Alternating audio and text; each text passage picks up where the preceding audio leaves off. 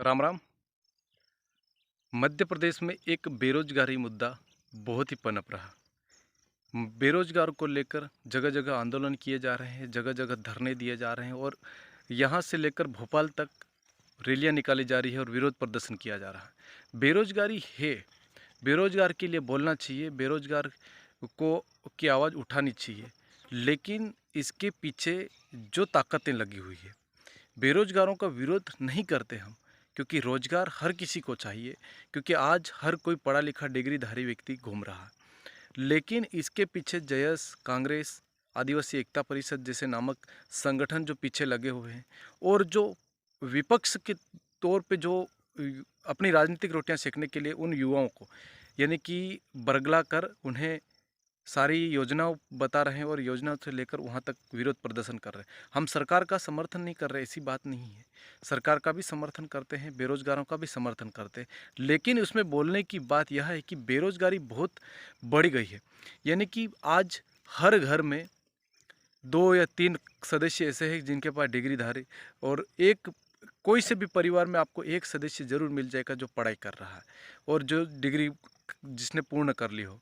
लेकिन क्या सरकार कोरोना काल में से अभी इतनी ज़्यादा वैकेंसी नहीं निकली है, लेकिन वैकेंसी निकली है तो उसमें जो पात्र व्यक्ति है वो ले सुने गए, और जो पात्र नहीं थे उनको वो बेरोजगार बेरोजगार का रोना रह रहे। लेकिन इसमें यह ध्यान देना आवश्य है कि भाई बेरोजगार तो है हम सब। भाई आपसे पहले जो पुराने लोग भी बैठे हैं वो भी बेरोजगार हैं, जिन्होंने डिग्री करके बैठे। आप सोशल मीडिया पे सिर्फ यही कर रहे हैं कि बेरोजगार मामा बेरोजगारों के खिलाफ है, मध्य प्रदेश सरकार बेरोजगारों के खिलाफ है। भाई जब रोजगार होगा तो सरकार देगी ना आपको। ठीक है, आपको वादे कर दिए गए सरकार द्वारा, तो सरकार ने जो वादे किए हैं वो ज़रूर निभाएगी, लेकिन सरकार के पास भी वो होना चाहिए ना, और होगा, ज़रूर होगा, क्योंकि आज नहीं तो कल आपको नौकरी ज़रूर मिलेगी। लेकिन एक बात मैं आपको बताता हूँ उन बेरोजगारों को, जो लोग 12वीं से लेकर, जब 12वीं पास होते हैं वहाँ से लेकर कंपटीशन एग्ज़ाम की तैयारी करते हैं और मम्मी पापा को बोलते हैं हम इंदौर, भोपाल, उज्जैन, अरे बड़े बड़े शहरों में, रतलाम जैसे शहरों में जाकर बोलते हैं हम कंपटीशन की एग्ज़ाम दे रहे हैं, कंपटीशन की एग्ज़ाम कोचिंग कर रहे हैं, कंपटीशन की एग्ज़ाम की तैयारी कर रहे हैं। तो मैं उन लोगों को कहना चाहता हूँ, वो जो लोग कि जिनके पास सिर्फ एक लक्ष्य निर्धारित नहीं है। क्यों नहीं है? जिन लोगों को आईएएस बनना है, उन्हें आईपीएस भी बनना है, उन्हें कलेक्टर भी बनना है, कलेक्टर के साथ उन्हें पुलिस वाला भी बनना है, कांस्टेबल भी बनना है, और अस्पताल में जो डॉक्टर है वो डॉक्टर भी बनना है, और मास्टर भी बनना है, मंत्री भी बनना है, सचिव भी बनना। भाई आप एक लक्ष्य रखो और उसके लिए आप निरंतर प्रयास करो। आज नहीं तो कल, अगर मान लेते हैं एक साल में वैकेंसी नहीं निकली तो दूसरे साल निकलेगी, दूसरे साल निकलेगी, तीसरे साल निकलेगी, लेकिन उसके लिए आप सतत प्रयास करो और एक लक्ष्य रखो। अगर जितने भी बेरोजगार लोग हैं जो बेरोजगारी का रोना रो रहे हैं, आज तो बहुत सारे पढ़े लिखे लोग आत्मनिर्भर बने हुए, कहीं ना कहीं अपना धंधा करके कमा रहे हैं, कहीं ना कहीं प्राइवेट धंधे करके कमा रहे हैं। ऐसा नहीं है कि कोई ऐसा नहीं है। और आज सबसे ज़्यादा बेरोजगारी का लोग क्योंकि जिनके घर में कोई नौकरी होगी और जो सरकार के विरुद्ध बोलते हैं, और वो कहीं ना कहीं कोई छोटे छोटे पद पे कार्य करते हैं और कहीं ना कहीं छोटे शासकीय पद पे लगे हुए, वही युवाओं को भड़का रहे हैं और वही बेरोजगारी का बेरोजगारी को लेकर तंत्र के खिलाफ बोलते हैं। और रही बात बेरोजगारों की, बेरोजगारों का हम समर्थन करते हैं, हम खुद भी बेरोजगार हैं एक बात, लेकिन हम आत्मनिर्भर बनना चाहते हैं, बेरोजगार का रोना नहीं रहना। हमें कुछ ना कुछ धंधा, आज सरकार कह रही है कि आप कुछ ना कुछ करो, आप कुछ ना कुछ बनो, आप कुछ ना कुछ अपने तौर तरीक़ों से करो। आज एक बात बता दूं मैं, जो महिला जो जो महिलाओं के जो समूह बने, आज महिला कितना काम कर रही है। आप देखो वो जो सहायता समूह बने वो कितना काम कर रहे हैं। क्या उन्हें उन्हें सिर्फ सरकार की मदद, यानी कि वो खुद कर रहे हैं, भले चाहे सिलाई मशीन कर रहे हैं, चाहे कोई अन्य उनके खेत में कुछ कार्य कर रहे हैं, कोई पशुपालन कर रहे हैं, कोई मुर्गी पालन कर रहे हैं। तो आप सरकार को सिर्फ नौकरी ही आपके लिए सब कुछ है, और अभी आपको नौकरी मिल जाएगी, नौकरी मिलने के बाद भी आप बाद में पेंशन के लिए रहोगे, बोलोगे हमको पेंशन चाहिए, पेंशन चाहिए। आपको अगर 30-40 हज़ार की नौकरी दी जाती है सरकार द्वारा, तो आप उस नौकरी से कुछ नहीं होगा। इसके बाद में हमको पुरानी पेंशन चाहिए, हमको एनपीएस चाहिए, हमको ये ओपीएस चाहिए।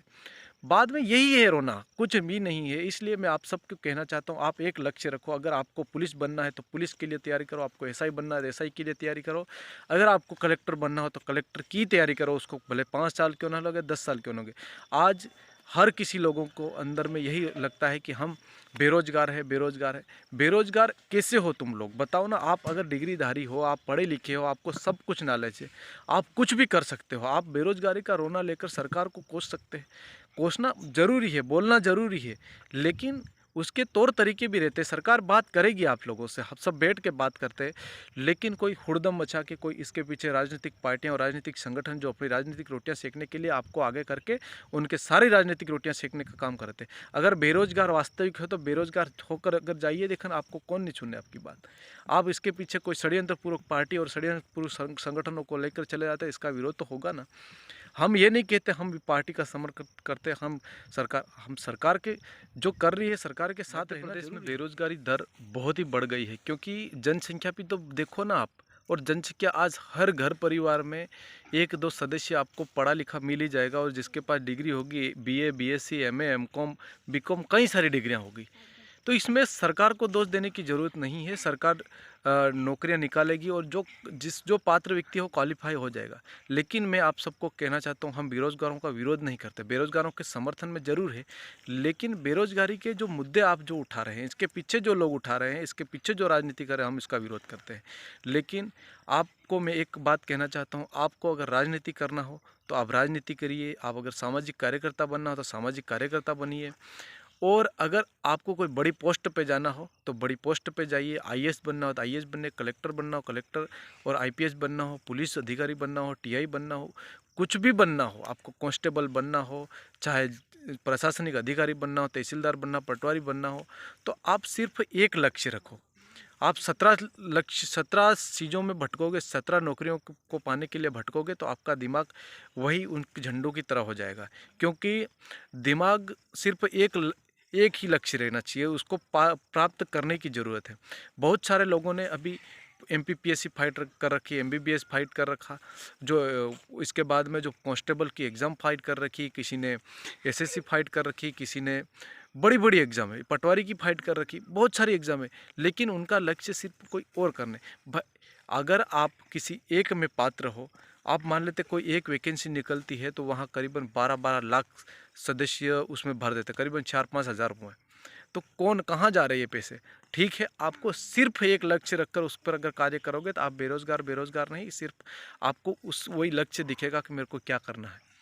तो इसलिए मेरा आप सभी से कहना है कि बेरोजगारों का जो रोना रो रहे हैं और इसके पीछे जो राजनीति कर रहे हैं, जिनको जो मुद्दे मिलते नहीं हैं, उन लोगों को हम मुंह तोड़ जवाब देंगे। और अगर जो बेरोजगार है उसका हम समर्थन जरूर करते हैं और उनके साथ हम जरूर आएंगे।